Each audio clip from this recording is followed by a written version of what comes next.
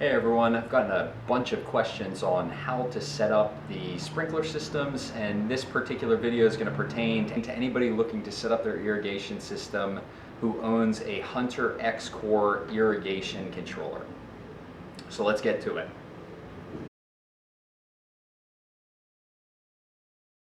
Okay, so here we have our main controller box, and we also have a sensor box. Now it's possible that you don't have both of these. This is for a rain click sensor. It's a wireless sensor. I'll flash a photo on the screen here. This is actually mounted on typically on a gutter. So if you do have one, this will not be mounted. The actual sensor itself will not be mounted anywhere here. This is just simply a receiver. My suggestion is leave this box just as is. Everything can be controlled here. So we're going to open this up. It is possible yours may be locked, so you should have the key somewhere. If not, my guess is it won't be very difficult to open up. Once you open it, this is your main portion of your controller. And there's a quick programming guide here on the left-hand side. If you choose, you can use this. This is a pretty simple controller. There's not too many frills on it whatsoever. Today we're going to walk through just the main settings. We'll walk through in a future video exactly kind of how to decide which zones that you want to set at which lengths. So we're going to get right into the controller, and this video is going to be broken up into segments so that you guys can go in at any one portion of that segment, and I'll try and put the times where I start those segments down in the description below. I'm going to zoom in to the actual controller so that you can see a little bit better. We have a couple of main portions to this controller. So first one is the LCD screen. Obviously we need that. Without that, you're going to have a pretty tough time understanding what you're doing. We have main selector switch here, and then we also have some directional arrows. So these directional arrows are what we're going to actually use to adjust settings. These selector switches are what we're going to use to actually enter into those programming modes. So if your controller here is set in the run position, that means it's active. Whatever your current program is set to, that just means that it's going to turn on and off based on that program. Obviously, if your system is set to off, then it's physically off. If you do need to manually actuate a station, so one of the zones, this is important. So if you don't understand where your zones are, then it's going to be very difficult for you to decide how to actually set the times for each one of those zones. So it's very easy to do that. What you're going to do is you're going to turn the selector switch to the manual 1 station. You're going to use your over buttons to travel to different zones. So I started in zone 1, over button takes me to zone 2, 3, 4, 5, and 6. And don't worry too much about the flashing times here. This is pulling straight from my particular program. Yours is most likely going to be different. My system has 6 zones. Many of you may only have 3. Some of you may have as many as 8. This controller goes all the way to 8 zones. So let's say that we want to manually actuate zone 1. And I'm going to do that because that way I won't get wet. I'm standing in zone 4 right now. I'm going to use my arrows to get to zone 1. Once that time flashes at least 3 times, we can flip this to run, and we can see a little sprinkler icon that starts blinking in the bottom right hand corner here. That indicates that that zone has turned on. So if you didn't know where that zone was, you could manually actuate it. You could walk around your property, you could find that zone and mark it on a map or on a sheet of paper so you understand or remember where that is. So in my case, I know where all of them are. I'm just going to turn the system off. We're going to give it a second. That's going to allow that zone to turn off.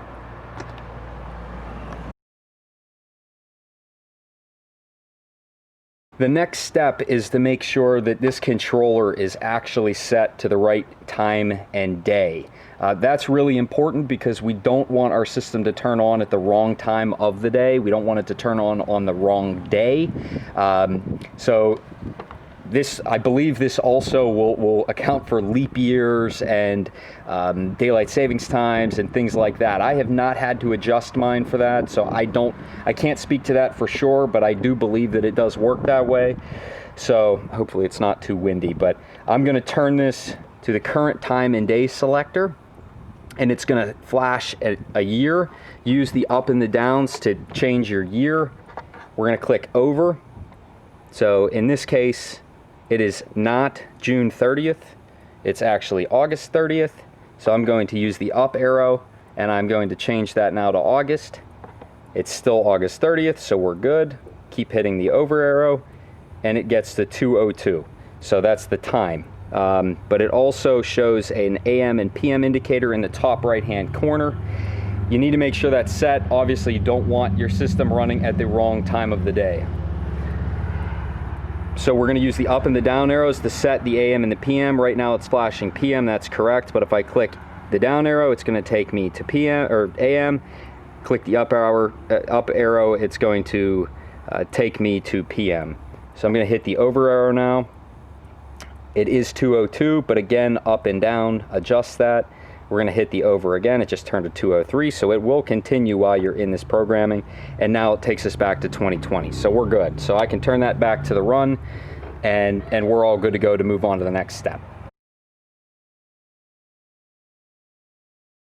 Our next step is to set the start times. These start times are physically when we want the system to run. So this is basically what time of the day is the first zone in your system going to turn on. It does not indicate anything else about how long it's going to run. It just simply indicates when is your first zone going to turn on.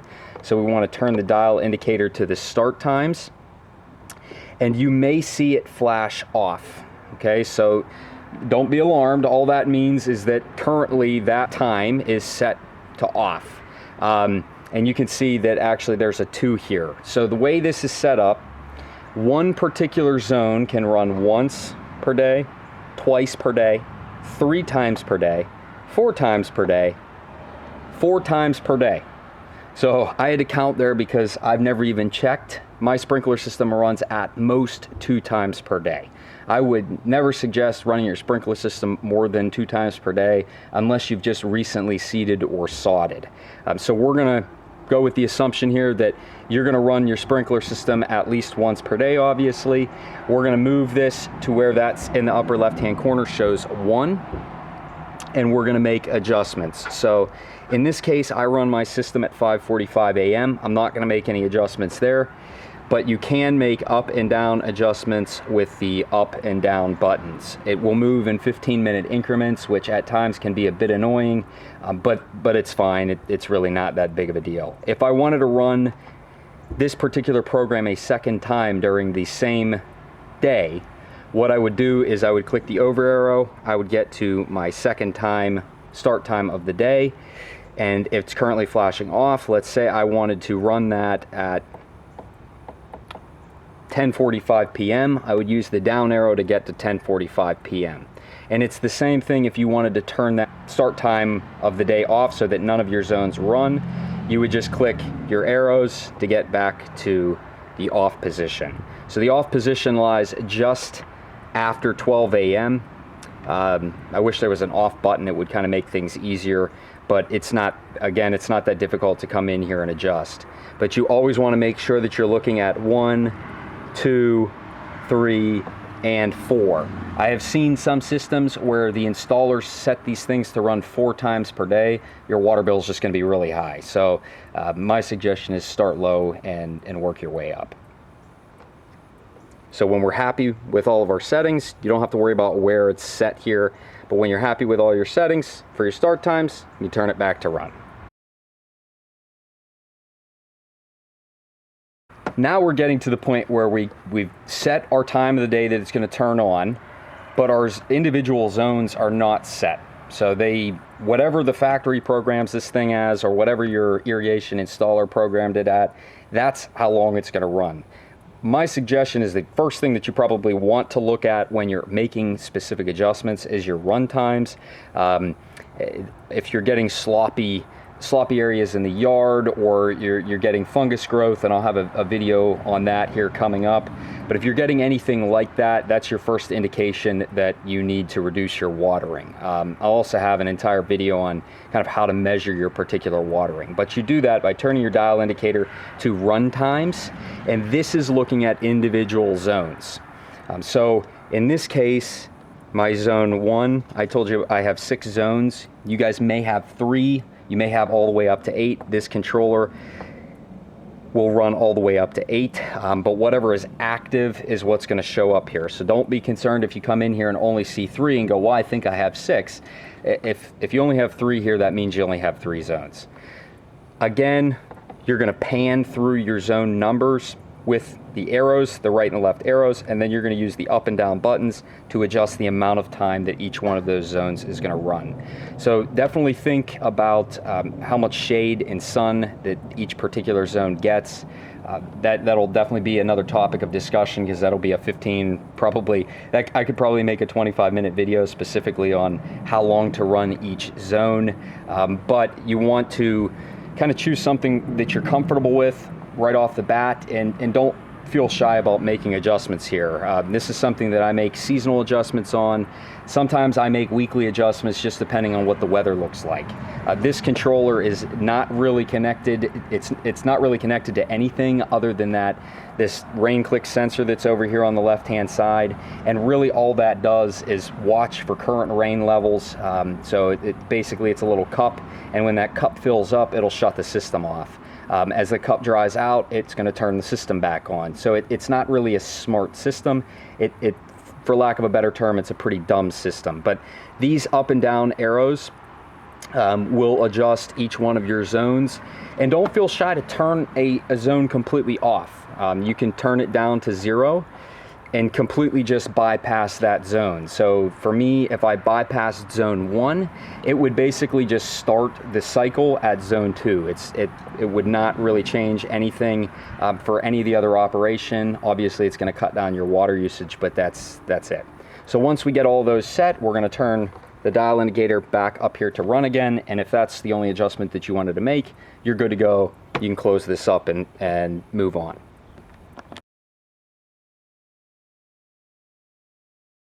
One last thing to mention here that's, I think, honestly, you have, I'm going to zoom out here, you have this sensor.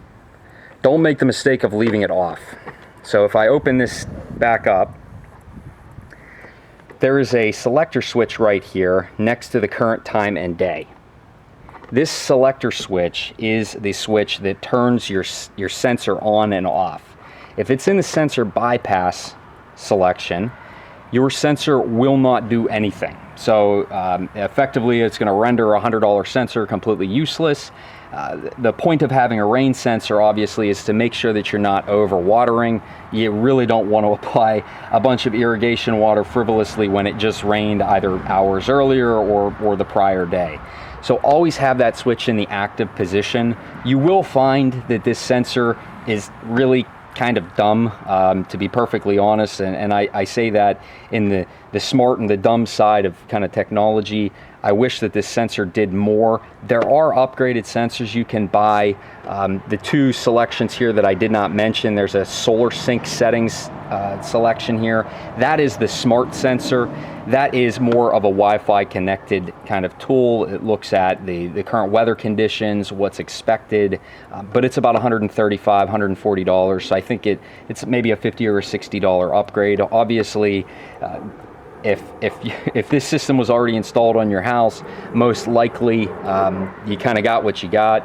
But you can always call somebody out to install it. I think you could probably find a DIY for it. All of your wiring is actually in this bottom portion of the box here. But again, I probably wouldn't suggest that. If most likely, if you're watching this video, you probably weren't comfortable with making adjustments anyway beforehand. But I can tell you, don't worry about making adjustments on this. It's very easy. It's not scary. You're not going to break anything.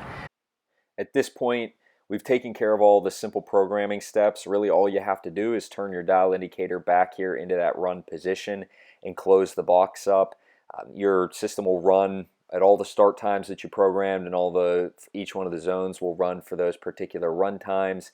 If you saw I actually had skipped ahead and had the dial indicator turned to watering days, that'll be something that comes in on one of the other videos, but I wanted to make sure that I talked quickly about making sure everybody had their sensor activated. So please let me know if you have any questions in the comments below. That'll be the easiest way for me to get back to you and also allow everybody else to see any of those particular questions. And thanks for joining.